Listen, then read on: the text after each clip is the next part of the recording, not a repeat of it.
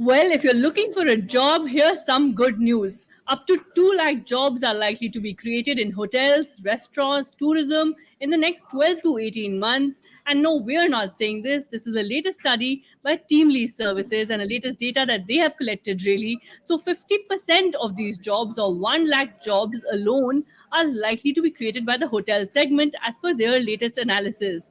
Growth in domestic tourists are seen growing by 1 crore in 1 to 2 years in India, and they also see a growth in foreign tourists, and they expect that to triple in the next 5 to 6 years in India. So, very interesting data points coming in there. Thank you so much for joining us from the team. Balasubramanian A, the Vice President and Business Head Staffing at TeamLease Services, joins us. Thank you for your time. To begin with, for those sitting at home and wondering, how has this study been conducted and how have we reached these highlights?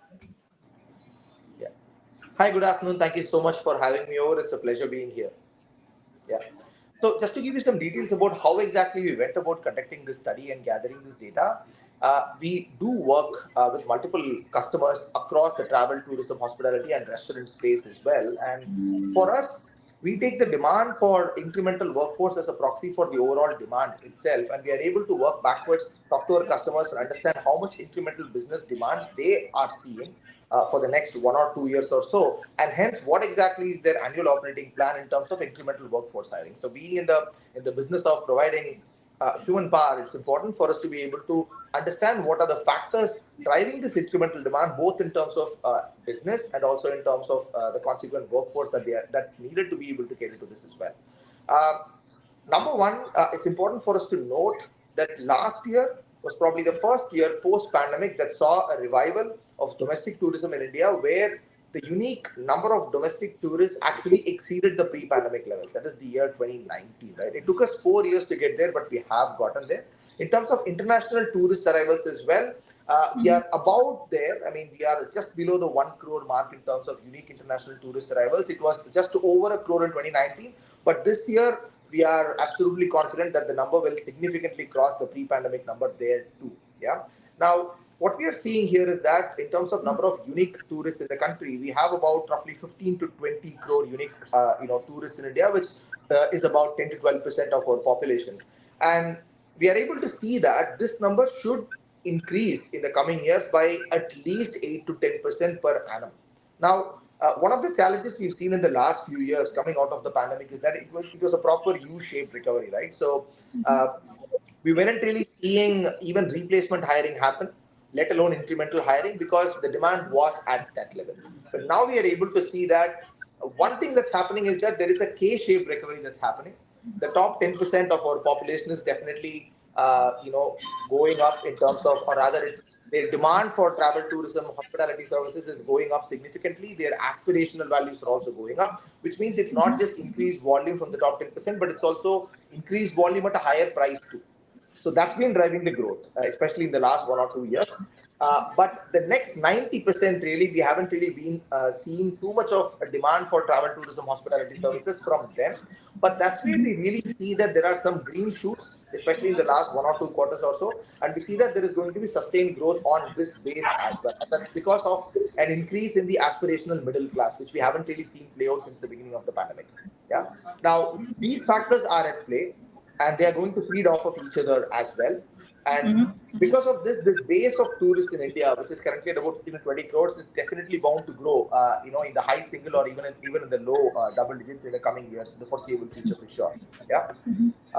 One rule of thumb that many establishments in this space use is that for every, let's say, 100 unique visitors to an establishment, it could be a hotel, it could be a restaurant, it could be a tourist attraction, so on and so forth, you would need somewhere between 3 to 5 people to cater to these tourists or to these visitors.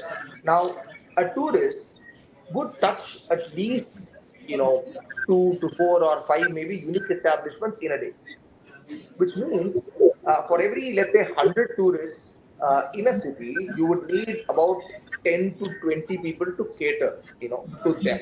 Yeah. Now, going forward, you wouldn't really need that much incremental manpower to cater to this incremental demand, because we are able to see that with increased automation and digitalization, the productivity of the workforce is going up, which means, let's say, for every 10% additional demand or 10% increase in the number of tourists, you would not see a corresponding 10% increase in the workforce, which caters to them. It might only be 2 or 3%, but that in volume terms is still significant enough to be able to drive this number that we are seeing, which will play out, which is up to 2 lakh incremental jobs getting created in this space over the next year and a half. Right. So, as explained by you, this could be then for those watching at home, then therefore, this will not be termed as just a seasonal trend. This could be significant in the long term as well. Could you explain and take our viewers through that then? Absolutely. See, this summer has been extremely hot. Some parts of the country, especially the southern part of the country, which is where I'm from, uh, they started seeing heat from the end of Jan. That did not really deter tourists, though, right? So the number of unique tourists and the number of unique tourist visits in this summer has been significantly higher than that of the last year's summer. And last year's summer was actually relatively cooler. We had sporadic rainfall in different parts of the country. Despite that, it's going up. And this is a sustained trend. We don't really see this being a one off case. That's absolutely not the case here at all. Now, uh, what we are seeing here, interestingly, is that uh, if you look at just the workforce that is catering to tourism in the country, the estimates vary, but it's roughly in the range of about 4 to 5 crores. This includes a mix of formal, informal, direct, indirect jobs, so on and so forth, right? So this accounts for about 8 to 10% of our workforce. And tourism as an industry accounts for about 6 7% of our GDP, right? Of course, it's a highly services driven industry, which means that the share of workforce will be higher than the share of GDP for the time being. But increasingly, tourism will play a much bigger role or will be a much bigger contributor to our GDP going forward. And again, like I said, because of that, the contribution of tourism to the workforce of India will also be higher. Yeah, right now it's like I said, about 8 to 10%, but we see this going up to maybe 10 12% or so. And one other very interesting trend we are seeing here is that the degree of formalization of informal jobs in this industry is going up significantly, right? And the reason for this is because you had on the one end, these high-end premium chains, which obviously employed just formal workers primarily, and then you just had everybody else, right, which primarily had informal workers. But now there is the rise of the middle. There is a number of small to medium sized chains, hotel chains, which are coming up, and they want to somehow deliver the best of both worlds, right? Give a premium experience by employing a high number of well trained, qualified formal workers, but at an attractive price. Now, this is a very important aspect behind what is driving the increase in demand as well. Because if I am aspirational, I want to step out and travel, I may not have done that so far. There also need to be good reasonable quality avenues for me to be able to visit, right? And that is a major facilitator that is driving this. Yeah. Right. So you mentioned aspirational middle class and the fact that there is a growing aspirational middle class in India. You mentioned the growth in tourism. If I were to ask you how much will be weightage will we give these two sectors really to this data and these highlights that have emerged from your study on the growth in job creation in hotels, restaurants, and tourism? Yeah. So roughly, the hotels sector alone within this travel, tourism, hospitality is expected to drive 40 to 50% of this growth. But the thing is, this may not be a sustained level though over the next few years, because once it settles, then productivity will kick in, right? Because you need to make some forward payments or some upfront investments to be able to ensure that you have adequate supply to cater to a certain amount of demand, right? Because that's how these things work. You can't just hire as you go along. You will have to have a setup ready, and then the demand picks up, right? So we see hotels specifically driving this demand significantly over the next, let's say, 4 or 5 years or so. And once things stabilize, then the surrounding ecosystem, yeah, which is your travel, tourism, restaurant services, etc., they will start picking up, and that will be more of a steady state driver in terms of increasing the workforce count, in this sector. So they'll Right. play complementing roles, right? First, it's going to be the hotel segment, and then it's going to be the rest of the ecosystem taking over after a few years. Right. So for those sitting at home and saying, okay, what are the top job roles then within these sectors? Yeah. Have you been able to establish that as well as part of your study and your team? Really, have we come out with top job roles? Because of course, people are seeking jobs, and for the viewers and who are watching this right now, wondering, okay, These are Yeah. the broad sectors, but what are the top job roles that are in demand at the moment? What would you say to them? Yeah. See, while people are talking about Gen AI and ML and all of that, it does have an impact in this industry as well. So all these back office operations, such as customer query handling or reservation services, etc., all of those are getting automated away. Even the small to mid tier chains which are coming up right now are investing big time in this because they know that they may not be able to afford to have so much manpower deployed across all of their functions, right? So these jobs aren't really going to be in demand so much. But customer facing roles such as concierge, front desk, even other things which may not face the customer but touches the customer, such as roles for chefs, roles in the kitchen essentially, sous chef, chefs, and other people who are part of that ecosystem as well. So these jobs are going to be significantly in demand, right? All customer facing roles typically, which touch the product and the experience overall, will of course be in demand, right? And that's something we are unfolding. Right. So more customer facing, as you mentioned, in these sectors. But going forward, for those saying, okay, well, you've said that this is the current trend, but this could stagnate, as of course things settle in. But for those setting and saying, okay, well, we want a long-term scenario or a medium-term scenario at least, what would your message to be to them?